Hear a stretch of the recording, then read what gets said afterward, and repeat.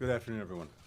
Двері НАТО не закриють, а Сполучені Штати обстоюватимуть ключові цінності. Державний секретар Ентоні Блінкен заявив, що Москва отримала письмову відповідь на вимоги, висунуті ще у грудні. Він сподівається, що текст документа залишиться конфіденційним. За його словами, до письмової відповіді включили занепокоєння США та союзників щодо дій Росії, які підривають безпеку в Україні та усій Європі.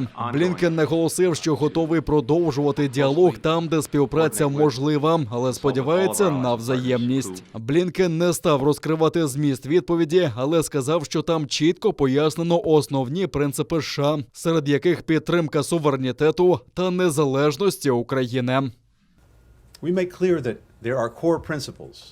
Ми чітко наголосили, що є ключові принципи, які ми прагнемо підтримувати і захищати, в тому числі суверенітет та територіальну цілісність України, а також право країн обирати свій шлях гарантування безпеки та участі в альянсах. Наші відповіді були цілком узгоджені з Україною та нашими європейськими союзниками та партнерами, з якими ми консультувалися протягом тижнів.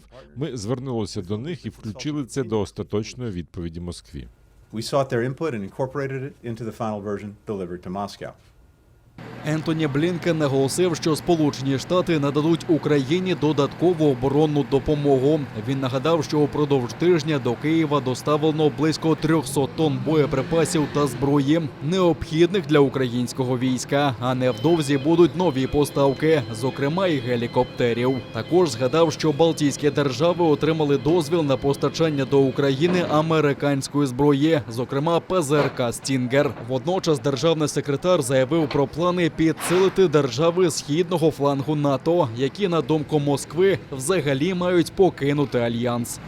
Additionally, the Secretary of Defense announced on Monday Міністр оборони оголосив, що 8,5 тисяч військових США, які зараз дислокуються в Європі та Сполучених Штатах, були переведені в підвищену готовність до розгортання, щоб гарантувати, що ми зможемо швидко підтримати сили реагування НАТО, якщо це активує Північно-Атлантична Рада, щоб посилити східний фланг союзників. Інші союзники по НАТО також оголосили про кроки, які вони готові вжити, і ми очікуємо більшого найближчими днями. Ми зробили цей крок з розсудливості. Ми сподіваємося, що ці сили не потрібно буде задіювати, але якщо так, ми будемо готові.